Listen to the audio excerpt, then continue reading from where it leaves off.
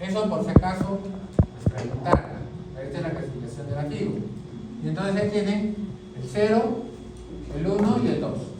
¿Ya? Vámonos al otro extremo, a los subserosos. Y en los subserosos está el 6 y el 7. El 7 totalmente hacia afuera. El 6, gran parte hacia afuera. Este es el problema. El 5, algunos consideran que debería ser subseroso, y otros consideran que debería ser intramural. Ustedes no se hagan ningún problema. Recuerden que sí, efectivamente es en parte subseroso, pero la mayor parte es intramural. Y el 3 y el 4 son intramurales. ¿Ah? Ahí los ven. El 3, el 4, el 5 hacia afuera. Listo. Y el 8, doctor, el 8 son miomas raros. El mioma cervical, el mioma intraligamentario, el mioma cornual, ¿ya?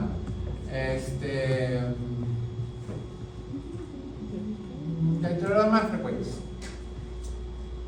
Dentro de esta clasificación no entra el mioma parasitario. ¿Ya? El mioma parasitario se conoce como tal, dependiendo de qué órgano es el que esté alimentando el mioma. ¿Ya? ¿Y qué cosas son los híbridos? Bueno, los híbridos son una forma de decir, ¿ya?, que el mioma está siendo parte de uno y de otra estructura, ¿ya? O que son dos miomas localizados en dos situaciones diferentes. Acá te ponen ejemplos. Dice híbrido 2 y 5. ¿Qué es el 2? Más el 50% intramural, y el 5, un subseroso, 50% intramural. ¿No es cierto? Acá está el 2 y acá está el 5. ¿Ya? Entonces, dos cifras separadas por un guión. La primera precisa la relación con el endometrio y la otra con la cirrosis. Es decir, ¿cómo tendría que ser este mioma? Tendría que ser tan grande o tal espesor que comprometa tanto la superficie del 2 y sea tan grande como para que resalte la superficie. ¿Me entienden? ¿Ya? Es un mioma. Entonces, se tiene nuevamente la clasificación. Cuadro clínico. ¿Qué te dije que era el cuadro clínico? Sangrado, dolor y enfermedad. Listo, no hay más. A eso añádele que una gran parte, el 30%, no va a tener síntomas de ningún tipo. ¿Ya? Que tienen diferente ubicación, diferente localización, cantidad, tamaño y está relacionado con la edad de la paciente. ¿Listo? Es causa de diversidad de síntomas dependiendo sobre todo si es que produce problemas de compresión. ¿Ya? Entonces puedo tener síntomas urinarios, puedo tener síntomas rectales, puedo tener oclusión intestinal. No, nunca he visto oclusión intestinal. 30-70% de las pacientes con miomatosis vienen por sangrado y con un riesgo potencial de anemia. Acabo de poner el ejemplo, así es que espero que no se olvide. Dolor abdominal en un 20-34%, que se acompaña a veces de distensión abdominal y estreñimiento en algunas pacientes. ¿Ya? Depende del tamaño. Hoy día también hemos visto un mioma de 16 centímetros, 18 centímetros, ¿no? 12, 13, ¿no? ¿Ya? Entonces, ese mioma probablemente que le va a dar sensación de pesadez, sensación de bulto, la distensión abdominal, la presencia de la evidencia, ¿no? Acumulación. Entonces, vas a tener síntomas de la. Yo te dije también que si comprime la vejiga vas a tener síntomas urinarios como urgencia, frecuencia, retención de orina. Este es muy frecuente. Cuando es muy grande, hacen retención de orina. Vamos a operar dentro de poco una paciente que está con un catéter. La clase no es para comer. ¿Ya? Si quieren hacer permiso, no es para comer. Incontinencia, les decía, dentro de poco vamos a operar a una paciente que está con un catéter, porque no puede miccionar. Ya ha hecho hidronefrosis. ¿Ya? Entonces, ese mioma es grande. Ese mioma sí va a ser difícil de sacar porque está ocupando toda la cavidad pélvica. ¿Ya? Entonces, ese va a ser difícil. La dismenorrea, o sea, el dolor con la menstruación y el dolor pélvico cíclico asociado con la miomatosis, no es un marcador específico de la enfermedad. Entonces, la mayoría de miomas no nos va a dar dismenorrea. ¿Cuándo puede ser que se acompañe de dismenorrea? Cuando el mioma sea submucoso y se comporte como una obstrucción a la salida del sangrado menstrual. Ese te puede dar dismenorrea. Dismenorrea va a estar más asociado a endometriosis y adenomiosis. ¿Ya? Las mujeres con fibromas son más propensas a experimentar dispareunia. Claro. ¿Ya? Y tú tienes que preguntar por este síntoma. Señora, ¿usted tiene dolor con las relaciones? Sí, doctor, últimamente tengo dolor con las relaciones. Es la respuesta clásica que nos va a responder el síndrome cíclico. Con poca frecuencia los fibromas causan dolor abdominal agudo por la degeneración o por la torsión de un tumor pedicular. Eso también ya te lo he explicado, ¿no? El tumor pediculado, ¿cuál es? Es el mioma subseroso que tiene un tallo delgadito y que se va a torcer. Y si se va a torcer, se va a necrosar, ¿ya? Porque por ahí está el vaso noticioso, ¿no? Ya te dije, felizmente que la tengo acá, miren todas las formas en que se puede degenerar un mioma. Puedes tener una degeneración hialina, quística, roja, grasa, linfoide, calcificado, necrosis, infectado. Todas estas puedes encontrar, ¿ya? Hace poco tuvimos una paciente que le hicieron una miomectomía, no sé si ustedes la vieron. Una paciente que le sacaron el mioma y la paciente estaba mal, empezó a hacer fiebre y le hicimos una serie de exámenes, pensaron que había un problema intestinal, de repente un giro paralítico, empezaron las náuseas, los vómitos, no encontramos nada, hicimos una tomografía y la tomografía informó que había gas en el miometrio, ¿no? Esa fue una infección por anaerobios. Tuvimos que entrar inmediatamente, que es una histerectomía, ¿ya? Porque si no, se muere. La infección por anaerobios es muy peligrosa. Diagnóstico. El diagnóstico se establece con el aumento del tamaño del útero, aumento de consistencia, ¿ya? Movilidad, irregularidad a la exploración bimanual, como un hallazgo en el ultrasonido. Y esto último, les vuelvo a decir, es la causa de que haya aumentado tanto la incidencia de miomatosis uterina, pero no necesariamente indica que tengan que operar a la paciente. El dolor de la palpación puede orientar con respecto a la severidad del caso. Si hay menstruaciones abundantes o sale hemoglobina sérica, permitiría determinar la deficiencia de hierro y el grado de anemia. El ultrasonido es el patrón de referencia para despejar la sospecha de miomatosis uterina. Y acá, si yo quiero ser más fino, por no decir, si quiero tener un diagnóstico más preciso, te puedo pedir resonancia magnética nuclear. ¿Ya? Este te va a dar con mayor precisión el número de miomas y el sitio de la ubicación. Pero una ecografía bien hecha no es necesaria ser reemplazada por una resonancia. Más bien aumenta el costo de la resonancia, ¿ya? Y ambas nos sirven para diferenciar mioma de sarcoma, ¿ya? La histerosonografía es el examen que actualmente se debería realizar para el diagnóstico de los miomas submucosos. Nosotros venimos haciendo histerosonografía, pero el tratamiento lo estamos difiriendo para un legrado uterino, cuando debería hacerse una histeroscopia, ¿ya? La histerosalpingografía no ayuda mucho, más allá de que te diga de que la cavidad uterina está distorsionada, y eso tú lo puedes hacer ver con ecografía, ¿ya?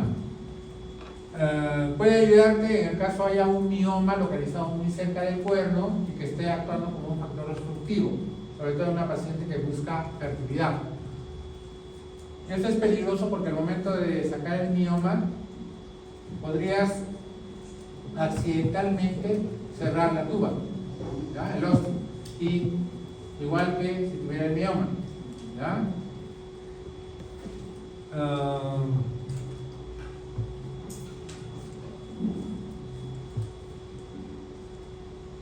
Implicaciones reproductivas de los miomas. hasta hace poco se decía que si el mioma no era fungoso, o no había una deformación de la cavidad uterina evidente, no se debería operar a las pacientes con miomatosis uterina. ¿Ya? Estamos hablando de pacientes infértiles. Los pacientes que venían con infertilidad.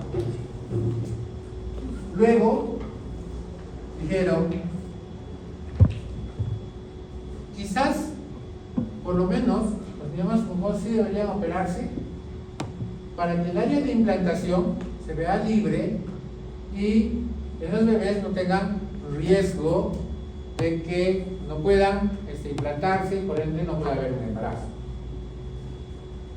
Y finalmente han dicho de que si bien se van a implantar, la posibilidad de que se pierda ese embarazo es muy alta si tienen miomas uterinos. En conclusión, en esta diapositiva te voy a enseñar por qué ahora se tiende a que a una paciente con miomatosis uterina que no puede embarazarse, que haya tenido por lo menos 2 años, que no haya podido embarazarse, es mejor hacerle una miomectomía, porque va a mejorar su tasa de embarazo, ¿ya? Y va a tener mejores proyecciones para llevar ese embarazo uterino. Entonces, por eso ahí dice, ¿no? Su papel ha sido objeto de un debate considerable. ¿Ya? La localización anatómica es muy relevante en la posibilidad de producir infertilidad. Los miomas son mucosos. Los estudios de fertilización in vitro sugieren un efecto determinante en la implantación y en el tratamiento quirúrgico. Aparentemente incrementan la tasa de embarazo. Primera prueba de que estas pacientes sí deben ir a una miomectomía. American Fertility Society dice, los miomas pueden asociarse con un 5 a 10% de los casos de infertilidad, aunque como factor índico solo influyen al 2 a 3%. Y ese es otro gran problema. Las pacientes que vienen por infertilidad no vienen por un solo factor alterado. Y en este caso, la paciente puede tener mioma, pero también puede venir por endometriosis. Y es muy frecuente esa asociación. Entonces tú no sabes si la paciente no puede embarazar por endometriosis o por los miomas uterinos. ¿Ah? En un metaanálisis reciente se reportó que la tasa de embarazo después de la miomectomía subió de 58 a 65%. Y estas tasas bajan a 38% cuando se asocian con otras causas de infertilidad. Esta es otra prueba de que sí la miomectomía puede ayudar en que estas pacientes que no pueden embarazar puedan embarazarse. El problema está en que la miomectomía es una injuria. Va a producir un cuadro inflamatorio, va a producir más heridas y adherencias en la cavidad abdominal y por lo tanto ese también es un factor en contra para la fertilización. ¿Qué más te puedo decir? ¿Cuáles son los mecanismos que explicarían los efectos adversos en los miomas en la fertilidad? 1, que distorsiona la cavidad endotelial. 2, que aumenta la distancia en el viaje del esperma para alcanzar las trompas uterinas, por lo tanto mayor incidencia de embarazo ectópico. 3, puede haber obstrucción del óvulo tubárico. Si hay obstrucción, pues no puede pasar. O peor, no puede implantarse después el huevo. Hay una alteración en el transporte de los gametos. Hay un aumento del tamaño y contorno del útero que puede alterar la implantación. Hay una alteración en el suministro sanguíneo del endometrio que afecta la anidación. Y finalmente hay una interferencia con la función del útero tubárico que afecta el flujo sanguíneo o evita el miometrio. Entonces todas estas cosas están alteradas en la paciente que tiene miomas.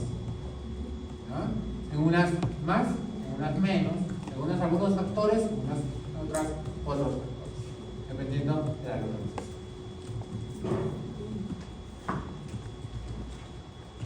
3 al 31% de las pacientes que tienen problemas de fertilidad se asocian con miomatosis uterina, ¿ya? Principalmente, obviamente, cuando estén acá.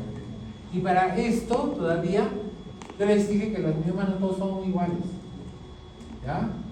En algunos predominan más ciertas sustancias o ciertas estructuras. Entonces, uno de ellos son los miomas, los neomiomas con núcleos bizarros. Este tiene mayores concentraciones de MIB1, que es un regulador de la apoptosis en el endometrio. Y cuando está alterado, pues produce una menor posibilidad de que se implante el huevo dentro de la cavidad uterina. Hay múltiples mecanismos que están relacionados, que puede ser la alteración de la anatomía local, puede ser cambios funcionales o cambios en el entorno local. Lo cierto es que estos miomas, si no se sacan, esa mujer no va a poder embarazar. Y yo no tengo manera de determinar si este es un mioma con núcleo bizarro o no. No existe. La única manera que me pueden decir eso es por mediante inmunohistoquímica y el patólogo. ¿Ya? Existen otras sustancias, por ejemplo, el Oxa 10. ¿No? ¿Dónde hemos estudiado los Oxa? ¿Perdón? ¿No sé? Les voy a preguntar. ¿No? Este es un gen responsable de la diferenciación celular. En estos casos hay una reducción o ausencia de este gen, ¿ya? Y esto favorece la subfertilidad. Eso para que ustedes no se aburran. Entonces, la coexistencia de miomas se asocia con pobres resultados perinatales. Se estima una tasa de prevalencia de 2.7% y la mayoría se diagnostica durante la consulta prenatal.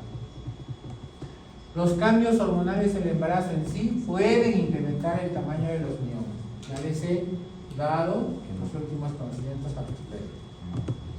Los fibromas pueden afectar los resultados obstétricos porque se asocia a parto pretérmino, ¿ya? Primera cesárea, placenta previa, desprendimiento prematuro de placenta, hemorragia posparto, atonía uterina, alteraciones de la presentación fetal, ruptura prematura de membranas y óbito fetal. Entonces, paciente con miomatosis uterina es de alto riesgo, y no solo durante la gestación, sino en el periodo posparto.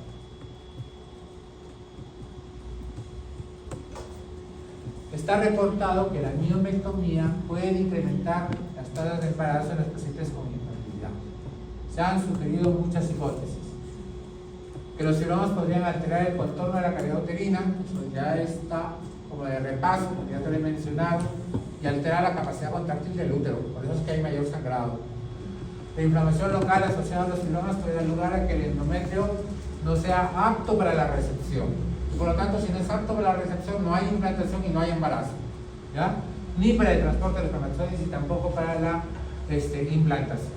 Aún así existe controversia entre realizar o no miomectomía en la paciente con infertilidad y se recomienda individualización a cada paciente. No, lo cierto es que si yo le encuentro a mi paciente múltiples miomas y no tiene embarazo, pues yo sigo una regla. Si 2 años no se pudo embarazar espontáneamente, esa paciente va a miomectomía. Debe tener la posibilidad de un nuevo embarazo, ¿ya?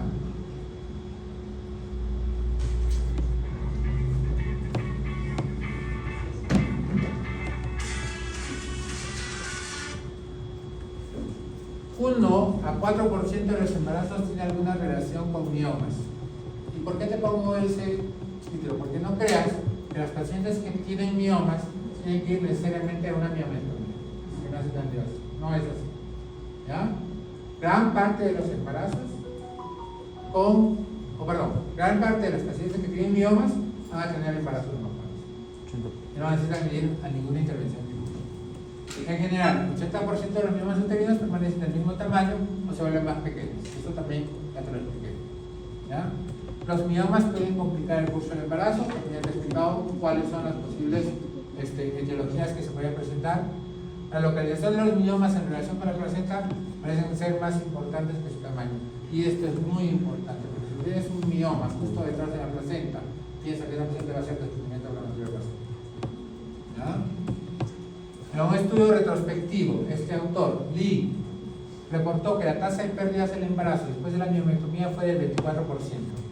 Y este porcentaje era mucho más bajo que antes de la miomectomía, que llegaba al 60%. ¿Ya? En este mismo ensayo se sugiere que los miomas son causa del 40% de las pérdidas y 17% en el primer y segundo trimestre, lo que disminuye considerablemente después de la miomectomía. Este es otro de los motivos por el que se debe hacer una miomectomía a pacientes que tienen diagnóstico de miomatosis uterina y problemas de fertilidad e infertilidad. Bien. Esto es en reproducción asistida. Cuando hablamos de reproducción asistida, estamos hablando de fertilización in vitro, estamos hablando de ICSI y estamos hablando de ya no diseminación intrauterina, sino de transferencia de embriones. ¿Ya? ¿Qué pasa cuando estamos en estos casos? La tasa de embarazo por embrión transferido en miomas mucosos intramurales subserosos fueron del 9, 16 y 37%. ¿Ya? Para que vean cuál es la incidencia que yo puedo presentar de pérdida de embarazos en ese tipo de miomas. ¿Ya? Y el control, 30%. Las tasas de aborto en los diferentes tipos de miomas fueron submucoso 40%, intramural 33% y subseroso 21%. Bueno, definir esto no tendría mucha importancia, porque obviamente si el mioma es submucoso, pues mayor posibilidad de pérdida, mayor posibilidad de amenaza, ¿verdad? Porque está justo en la calidad donde tiene que desarrollarse el embrión. Pero lo que sí llama la atención es esto. Vean que los miomas subserosos, que supuestamente no tendrían nada que ver con el embarazo, y que incluso hay recomendaciones en las que dice que los miomas subserosos no se deben tratar ni no se busca embarazo, 21% de estas pacientes se asocian a pérdidas frecuentes. ¿Ya? Las tasas por embrión transferido de embarazo, implantación y embarazo en curso fueron significativamente más bajas en el segundo grupo de pacientes con miomas, ¿no? En el grupo de pacientes con miomas.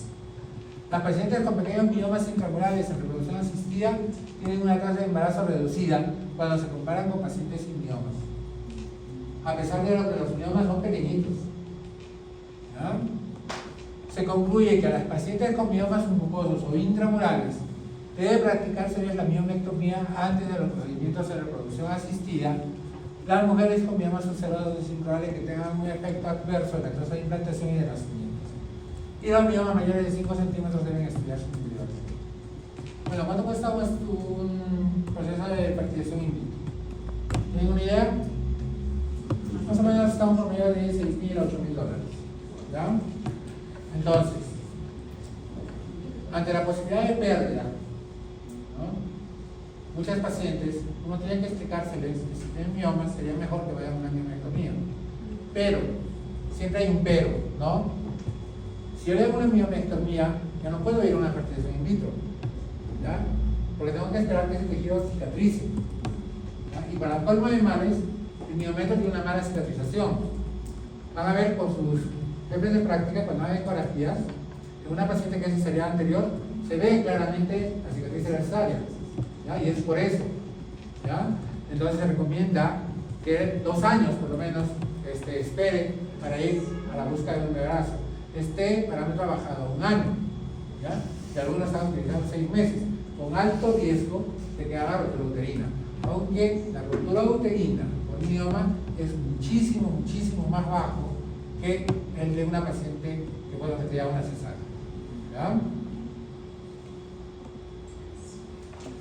¿Qué alternativas tenemos para tratar los miomas desde el punto de vista médico y no ir a una cirugía? Bueno, se ha intentado de todo. Entonces, si nosotros recordamos por qué crecen los miomas, pues ya más o menos nos podemos imaginar cómo va a ir el tratamiento, ¿no es cierto? Y digo que se intentó de todo porque mucho de lo que yo les voy a mostrar acá es lo que se usaba y ya no se usa, ¿ya? Para empezar, hay pocos estudios que analizan las eficacias de las terapias existentes. No existen estudios clínicos que han hecho estudios comparativos, y eso obviamente por el punto de vista ético, ¿no? El objetivo es aliviar los síntomas, evitar las complicaciones de la intervención quirúrgica y permitir la conservación del útero.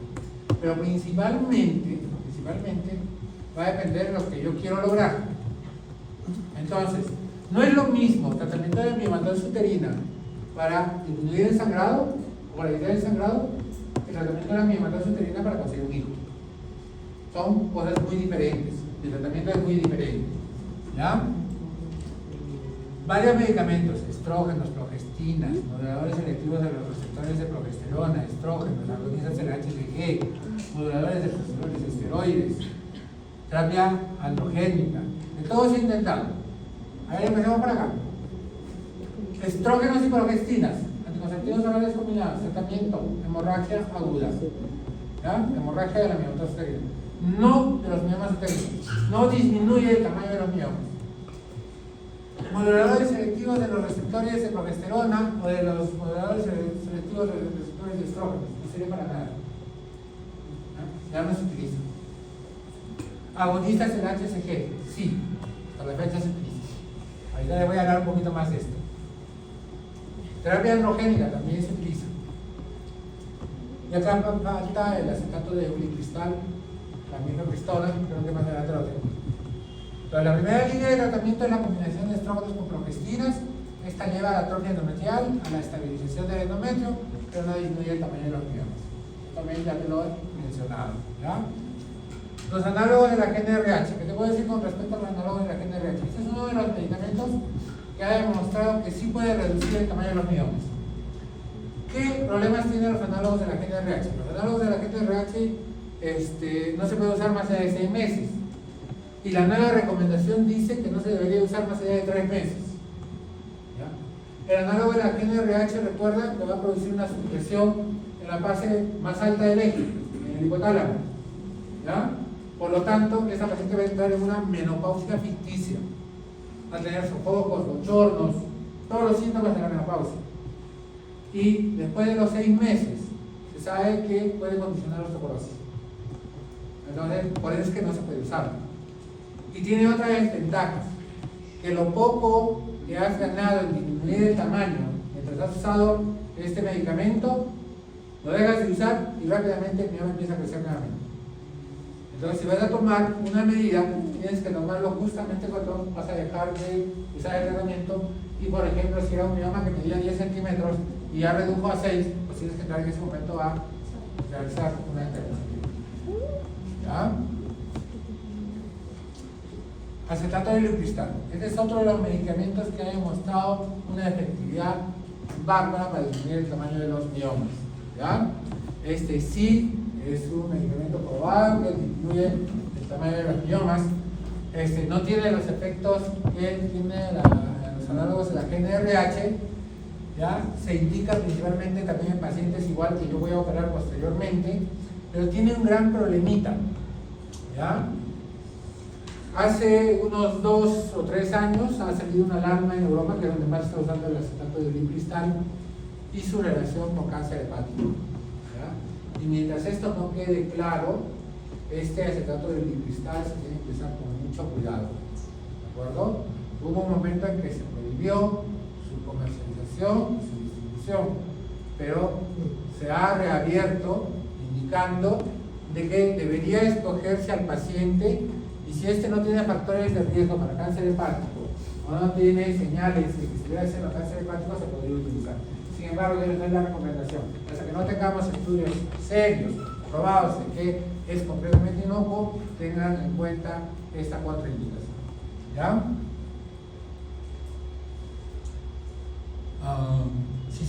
Anticonceptivos orales ya les he hablado. Sistema intrauterino con progestina. Tampoco no disminuye el número de miomas ni el tamaño, pero sí calma el sangrado. ¿Ya? Entonces, en ese sentido, sí tendría un buen uso. La mifepristona. Este es otro medicamento que se está usando. La mifepristona es un antiprogesterónico. ¿Ya? Recuerden que les dije que la progesterona también tenía que ver con el crecimiento de los miomas. Este hace función contraria. ¿Ya? Por eso se llama antiprogesterona. En realidad, la mifepristona es conocido con el nombre de RU486. Es un medicamento abortivo. Su origen era para eso. Y después se ha encontrado algunos beneficios. ¿Ya? Nosotros felizmente no lo tenemos en el país, porque si no, sería uno de los más vendidos. Antagonistas de la GnRH. Los antagonistas de la GnRH, a diferencia de los agonistas, no han demostrado beneficio en la reducción de los miomas. Por lo tanto, también debe quedar fuera del arsenal terapéutico. ¿Ya? ¿Qué hacer frente a los miomas y la hemorragia uterina? Si tienes un mioma tipo 0, ese no va a calmar con nada. Puedes disminuir el sangrado con antiinflamatorios, ¿no? Puedes darle anticonceptivos, pero te va a seguir sangrando. Ese lo tienes que sacar, ¿no? Es el mioma que está pediculado en la cavidad uterina, ¿no es cierto? El mioma tipo 1 y tipo 2, miomectomía. ¿Ya? Miomectomía, si es que yo quiero buscar embarazo, si es que yo quiero que no sangre y así. Del 3 al 5 puedo hacer tratamiento médico, puedo hacer tratamiento quirúrgico, dependiendo de mi paciente y escogiendo bien a mi paciente si es que tiene problema de fertilidad. ¿Listo? Tratamiento médico en pacientes con deseo de preservar la fertilidad. Bien. Si yo tengo una mujer fértil, el mioma es asintomático y tiene deseo reproductivo, pues lo que más voy a hacer es evaluar cómo está la cavidad uterina y si no hay ningún problema, pues solo observación. Y si tengo una distorsión o tengo un mioma en esa parte, pues tengo que entrar a sacarlo. ¿Listo? Mujeres fértiles y con miomatosis sintomática, pero que no desean en un tiempo corto el embarazo. Es la mujer joven que tiene su mioma, pero que ya está grandecita. Si es un mioma muy grande, va a cirugía, porque ese mioma va a seguir creciendo. Y si sigue creciendo, va a comprometer más miometrio y al final no le vamos a poder salvar el útero. ¿Ya? Si son miomas pequeños y presentan sintomatología, acá puedes usar anticonceptivos orales. ¿Ya? Y vas evolucionando y viendo cómo va el crecimiento de los miomas. Y ahí te lo dice, puedes usar hidratón cristal o puedes utilizar anticonceptivos orales en dosis bajas. ¿Ya? La cirugía puede evitarse o posponerse hasta que la paciente quiera embarazarse. Eso también es muy favorable, pero depende de cada uno de los casos a comentar.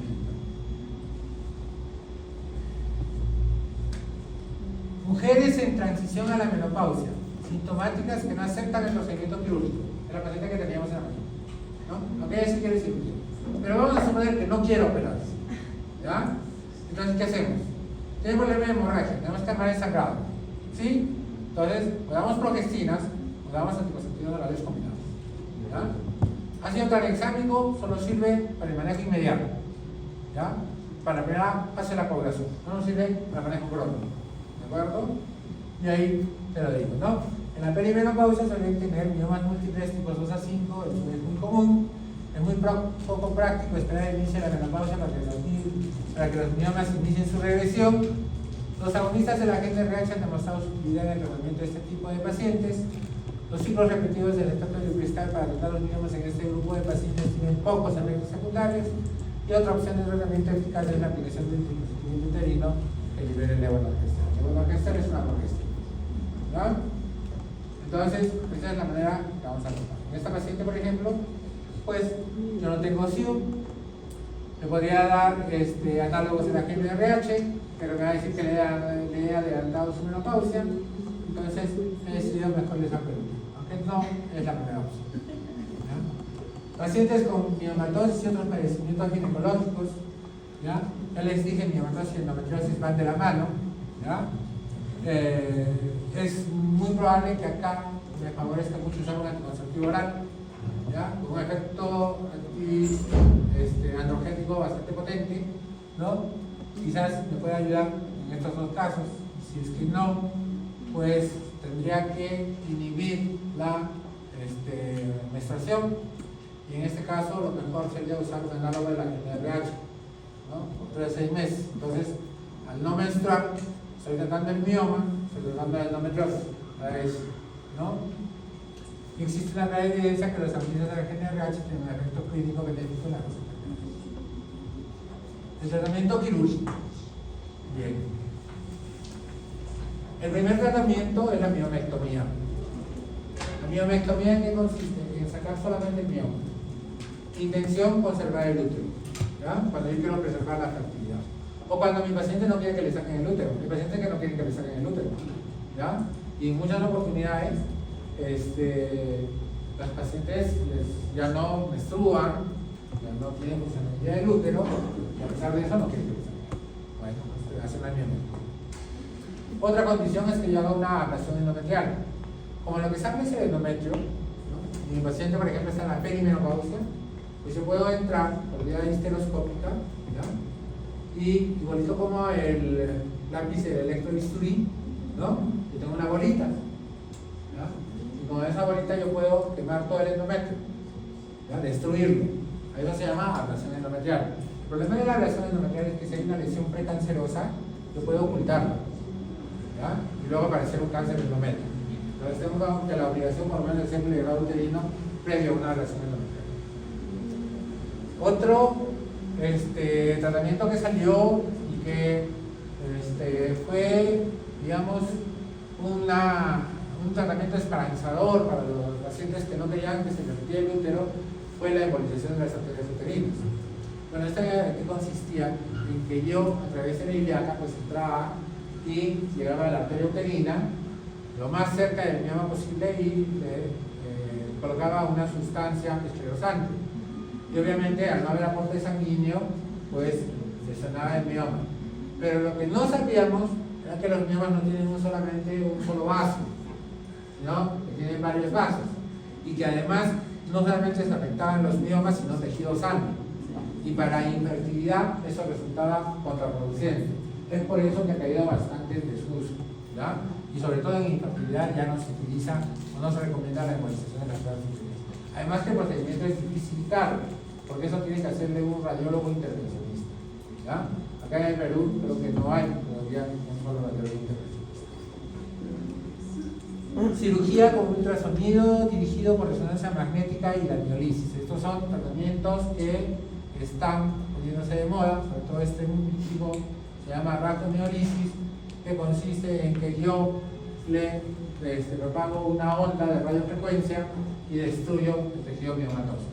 El problema con esto es que cuando es un sarcoma se disemina la enfermedad y cuando se trata el mioma a veces no sale completo, queda parte del tejido. En realidad recién se está usando desde hace unos 3-4 años acá en nuestro país. Habrá que ver cómo van los resultados y qué tan buenos resultados obtienen para la eliminación de los miomas. Principales indicaciones para el tratamiento quirúrgico: sangrado uterino normal, que vaya a una anemia, que el sangrado sea persistente, constante, que la paciente sacase el útero, ¿no es cierto? O le sacase el mioma. Síntomas relacionados con el tamaño de los miomas, hemos hablado bastante al respecto, o si hay infertilidad o una pérdida estacional recurrente. Y vean esto, la única indicación de histerectomía en pacientes asintomáticas son los leiomiomas que incrementan sus dimensiones después de la menopausia y sin terapia hormonal. Llevarte de esto, un mioma de crecimiento rápido después de la menopausia tiene que ser maligno, ¿no? Bueno, AINES, hemorragia uterina. ¿Cómo actúan las AINES? ¿Por qué inhiben el sangrado? Disminución de la producción de prostaglandinas. Antipirinolíticos, ¿no? Tratamiento de la hemorragia uterina. Estrógenos y progestágenos. Tratamiento de la hemorragia uterina. Análogos de la GnRH, este sí sirve para disminuir el tamaño. Antagonistas ya no se usan, SER ya no se usa. Inhibidores de la aromatasa todavía está en estudio, hay algunos buenos resultados, ¿ya? Antiprogestágenos también se utilizan, fármacos androgénicos también se utilizan. Diuliberador de levonorgestrel es para hemorragia uterina, y tratamientos, otros elementos hormonales que todavía están en estudio que no se les mencionado. El exdeco, una relación de para qué se usan estos. Y esto no es más que una repetición de lo que ya les he hablado de las cirugías, vamos a repetirlo. Y acá vean, todos estos son de acá, caso ocurrido en el hospital. En este caso es un mioma ulceroso, ¿no? Bastante irregular, este es el útero, esta es la parte sana. Esta paciente fue también a una histerectomía por sangrado. Vean, es la mejor prueba de que pueden tener múltiples tumores, múltiples tamaños, todos son iguales, ¿no? Es una cinematosis. ¿Y qué me dice dónde está el útero? A ver, ¿qué me dice? ¿Dónde está el útero? ¿Ah? Este es el cuello del útero, ¿ya? El uterito está por acá está, ¿ya? Todo lo demás son órganos.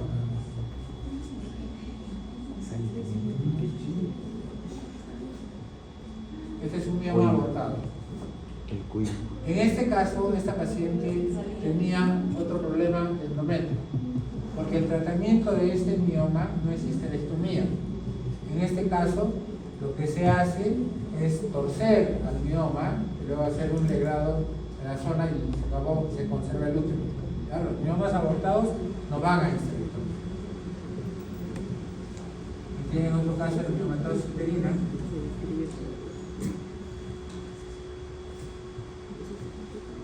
¿Ya?